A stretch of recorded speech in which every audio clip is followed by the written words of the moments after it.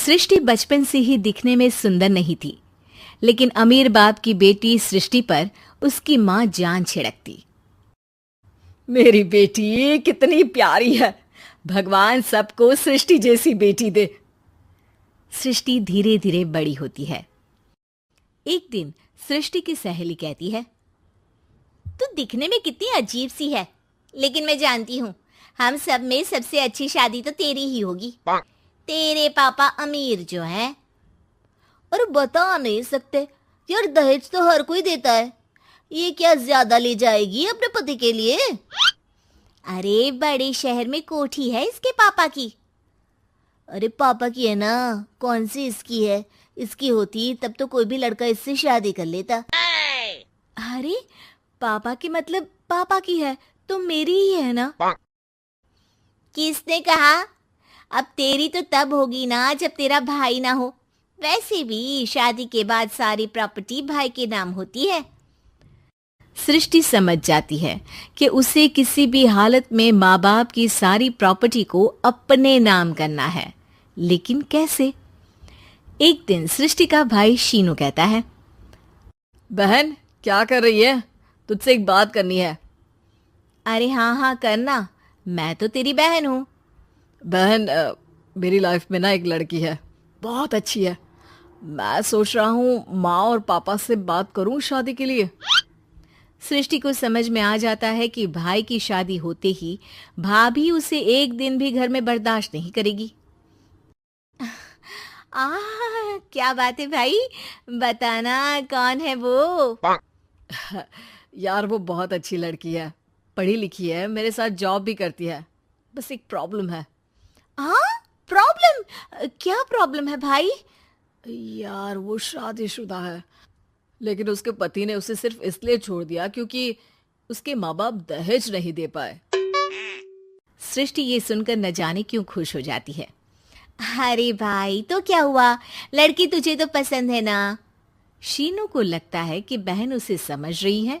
वो इस बात से अनजान होता है कि उसकी बहन की मंशा पूरा घर हड़पने की है। सृष्टि अपनी माँ से कहती है, मम्मी मुझे तो बहुत चिंता है, पता है शीनू क्या कर रहा है? अरे क्या कर रहा है, वो तो काम पर जाता है और वापस घर आता है। नहीं ना माँ, वो यही तो नहीं कर रहा, बाकी सब कर रहा है। आपको पता है उससे प्यार है, और वो भी एक शादीशुदा लड़की से। ये क्या हो गया, मैं सोसाइटी में क्या मुंह दिखाऊंगी? अरे तेरे पापा तो यही कहेंगे कि मैंने ही उसे बिगाड़ दिया है। माँ देखो, मेरी बात मानो, पापा पर भी विश्वास करने की जरूरत नहीं है। अब आप ही बताओ, पापा इतनी देर घर के बाहर रहते हैं क्यों, बोलो? अरे बेटा वो तो नौकरी करते हैं ना।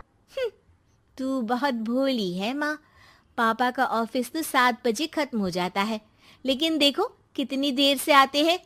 अरे नहीं नहीं बेटा, ऐसी कोई बात नहीं है। सृष्टि माँ को एक औरत से बात करते पिता की फोटो दिखाती है। देखो माँ कैसे हैं पापा, मैं ना कहती थी कि पापा सही नहीं है। मैं तेरे पापा से बात करूंगी, दे फोटो मुझे। ओ माँ, वो तो डिलीट हो गई। लेकिन चल, तूने तो देख लिया ना, पापा से बाद में बात कर लेना, और हाँ मेरा नाम बिल्कुल मत लेना। हाँ माँ। अब क्या था, सृष्टि के माँ और पिता के बीच झगड़ा होना शुरू हो जाता है। सृष्टि के मन में क्या चल रहा था कोई नहीं जानता था। एक दिन, माँ सृष्टि के लिए एक लड़का देखा है, वो लोग शाम को उसे देखने आने वाले हैं। और हाँ माँ, एक खुशखबरी, मैं और पापा मिलकर एक नया बिजनेस ट्राई कर रहे हैं। शाम को लड़का आता है, सांवले रंग का। सृष्टि को तो बिल्कुल भी पसंद नहीं आता। लड़की की माँ कहती है, लड़की का चेहरा तो कोई खास नहीं, लेकिन अगर मेरे बेटे को आप लोग सेटल कर दें तो मैं उसकी शादी आपकी बेटी से करवा दूं।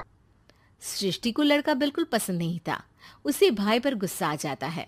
लड़के वालों के जाने के बाद कहती है, माँ देखा शीनू मेरे लिए कैसा लड़का लेकर आया, न दिखाने लायक न सुनने लायक, सेटल भी नहीं, वो भी हम करें। अरे माँ, मैं जानती हूँ ये मेरी शादी किसी भी घर में क्यों करवाना चाहता है। अरे कैसी बात कर रही है बहन?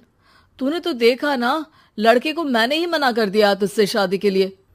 जिसने लड़का बताया था उसने उसकी बहुत तारीफ की थी। बात आई गई हो जाती है, लेकिन सृष्टि का मन शांत नहीं होता। क्या करूं, कुछ समझ में नहीं आ रहा। मेरी शादी हो गई तो ये लोग पूरी प्रॉपर्टी शीनू के नाम कर देंगे, मेरे हाथ तो कुछ लगेगा ही नहीं। तभी सृष्टि को आइडिया आता है। वो किसी वकील को फोन करती है। जी देखिए, अगर आपके मम्मी पापा का तलाक हो जाता है तो आपके पिता की आधी प्रॉपर्टी आपकी माँ के नाम हो जाएगी, फिर उसे वो किसी को भी दे सकती है। सृष्टि अब माँ को बेटे के खिलाफ भरती है। माँ, शीनू पर नजर रखा करो, वो जिस लड़की के प्यार में है ना वो शादीशुदा है। यहाँ आएगी, सारा पैसा रुपया जमीन जायदाद सब हड़प लेगी। पापा का भी हाल तुमसे छुपा नहीं है। ऐसा ना हो कि मैं और आप एक दिन सड़क पर भीख मांगे।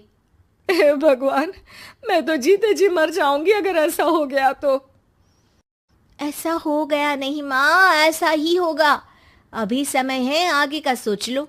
मैं तो कहती हूँ पापा से आधी प्रॉपर्टी लेकर अलग हो जाओ। पापा की आधी प्रॉपर्टी भी हम लोगों को अगर मिल जाती है ना तो अगले 7 जन्म सफल समझो। बेचारी माँ बेटी के कहने पर पति से तलाक लेकर अलग हो जाती है। सृष्टि अब पैसों से गाड़ी और अपने दूसरे महंगे शौक पूरे करने लगी। उसके दोस्त भी उसके पैसे इस्तेमाल करते। सृष्टि, कल तुम कहाँ थी? मैं सारा दिन घर पर अकेली थी। तो मैं क्या करूं? मैंने ठेका तो नहीं लिया है ना तुम्हें संभालने का। माँ को सृष्टि से ये उम्मीद नहीं थी। वो बैठकर रोने लगती है। वहीं उसका पति यानी कि सृष्टि के पिता आ जाते हैं।